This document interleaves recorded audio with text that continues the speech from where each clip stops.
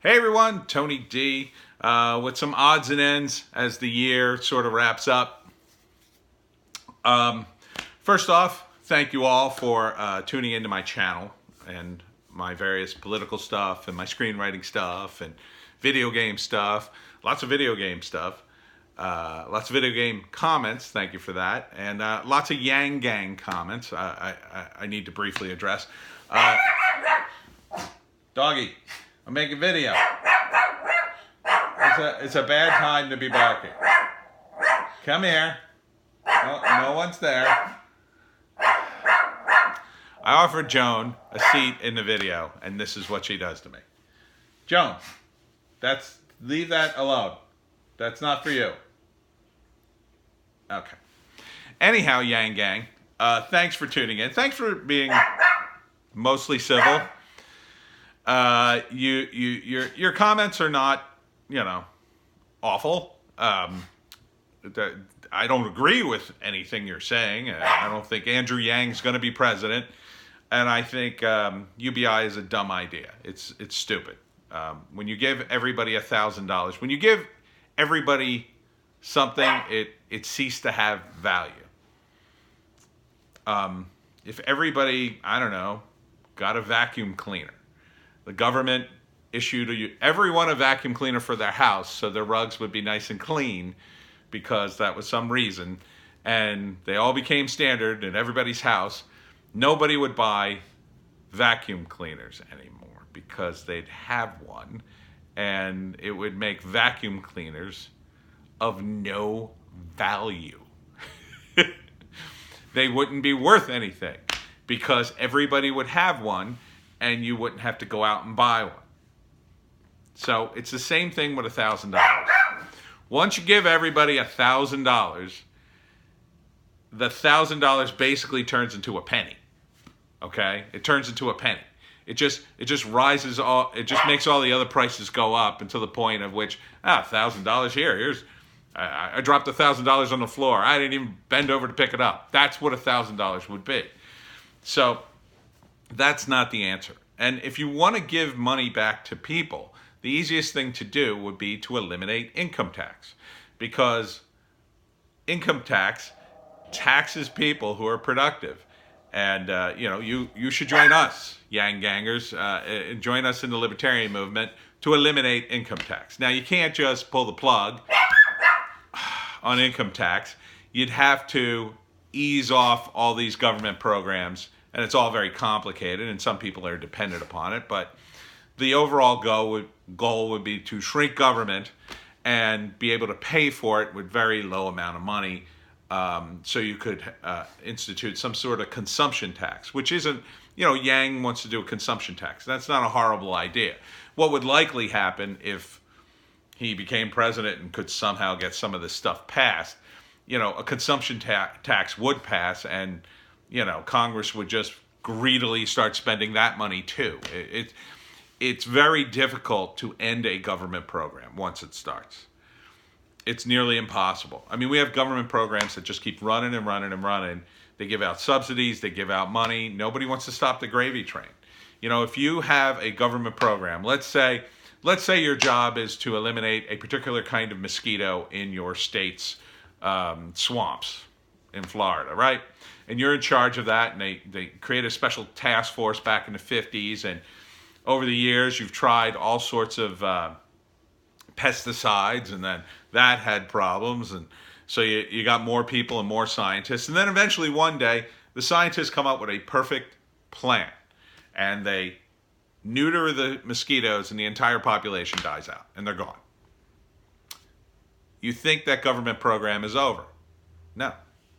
Now, they're going, even as that research is going on, they start expanding. They start expanding to other pests and mosquitoes and vermin. And now they become a bigger government entity. And because they're going to go to Congress and they're going to fight for their jobs. And that's the problem with bureaucracy. Once you grow it, it's nearly impossible. You look at the TSA. The TSA is the most useless government program in history. It does way more harm than good. You've had people molested, essentially, at the airport. They've hired people with criminal records. They've hired people who have ended up stealing and molesting passengers. There's been incident after incident after incident, and they've tested the TSA, and people get on planes with weapons and things that could be bombs, and it goes right through, right through. The TSA is completely ineffectual, stupid, and a waste of money. Even the first, I believe it was like the first year they were in operation, they got caught blowing their budget on snow cone machines because they were having a party and they needed the snow cone machine. I mean, this is how government people work. They have to spend their budget at the end of the year and overspend, so next year they can say, well, we didn't have enough money. So this is what you're paying for. You're paying for snow cone machines. You're paying for them to pay people to do PR to make sure they're needed. You should not have a PR department for any government agency. Either that government agency lives or dies based on its record, period. The fact that they put one thin dime into PR indicates they're hiding something and they need to brush up their image or they're going to lose their money and their funding. They don't eliminate government programs, and this is the real problem. So if you could go in, if someone would go in and eliminate huge swaths of the federal government that are just redundant and stupid and wasteful, you would have a lower budget. Then you could lower the taxes. Then you'd be giving money back to people who are productive. Now, many of you want to help the poor. Okay, help the poor. Go out and help them. Go out and volunteer. Start a charity organization. Raise money for them. Are you done barking? Come here. Joe. Go help the poor if you want to help them. Don't demand your government help the poor and then throw up your hands and go, ha-ha. You're dragging everyone else into your mad crusade. That's poorly thought out. That won't work. If government could help poor people, it already would have happened. Let me say that again. If government could help poor people, it would have already happened. We've had plenty of people in Congress, in the government, who wanted to help poor people. Welfare was supposed to help poor people. It didn't work. This is how the government does things. Unemployment. I've been on unemployment. I know how it works. Some of you maybe have been on unemployment. So you pay for unemployment, and then when you lose your job, after a time, you go on unemployment to pay your bills to get over the hump. Good idea. Here's where the government comes in. They tax the unemployment. It's your money. You're being taxed a second time when you collect unemployment. Not only that, the unemployment barely covers you 9 times out of 10, and so you don't end up saving the money to pay your taxes on it, which means usually by the end of the year you got a new job, but then you owe all this money in taxes. That's happened to me like 3 or 4 times. It's just ridiculous. No one should have to pay taxes if they're on unemployment. You should just get the money if you're going to have an unemployment system. Or, here's a crazy thought, don't tax people. If you don't tax people, then they'll have the money and they'll be saving it up. Now, you could argue, well, people don't save and blah, blah, blah. Whose fault is that? It's the fault of the individual. They have to take responsibility for their own actions.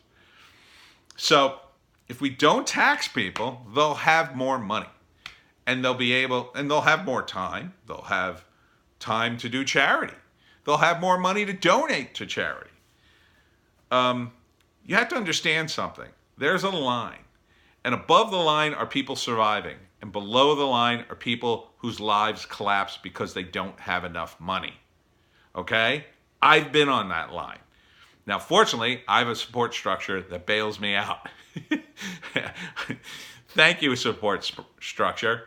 So I know what it's like to be on that line. I know what it's like to get to the end of the month and realize I'm $100 short. I am screwed. Some of you may realize that. If you've ever been on that line, you begin to do the math and realize, my God, all the money I pay on taxes, all the money I pay on fees and stupid things that really, what are they for? So by eliminating taxes, that line goes down, because now there are people who are $100 short or $200 short. Because you've lowered their cost, they survive. These are people on the line and below it. The lower your taxes are, the more people are going to survive. Now, once you get to zero, okay, now you can have a sensible discussion about poor people, because now, you have people on the poverty line and they're not being taxed. So that's the discussion libertarians would like to have. If you would like to help poor people, what our plan is to lower cost so low that almost anybody can afford everything. Everybody could afford health care. Everybody could afford, to take days off. You can afford, health care is a major issue. I understand, Yang Gang. Health care is a major issue. We want to lower that price. And we lower that through competition. That's what lowers a price. So we make insurance companies pay. We make hospitals compete, and organizations that are hospital-like. Maybe not all hospitals. Although there was a time in this country, hospitals competed. They competed for patients. Now, yes, there's going to be other problems. There's always problems. But your first reaction should not be, well, we have several problems here and they're continual, so we should tear up the whole new system, get a whole new system. That's too much. We have a system that it's not great. I think it's pretty good, but it doesn't cover everybody. We've got these issues. We haven't always had these issues, so we have to look at what caused them. And it goes back to HMOs and Nixon. Thank you, Tricky Dick. Prior to HMOs, as Dr. Ron Paul would tell you, people got health care. They got health care somehow. It's because the costs were so much lower. And yes, inflation, yada, yada, yada. But it started with these HMOs. That's what drove up the cost of health care. So we either need to eliminate them and eliminate a lot of bureaucratic red tape, and we can do that through competition. By making these companies compete, they will be forced to streamline their operation. And again, there's still going to be problems. People are still going to die. There's still going to be malpractice. There's going to be shysters who open up things promising free stuff. You should avoid them. You should avoid shysters who promise you free stuff.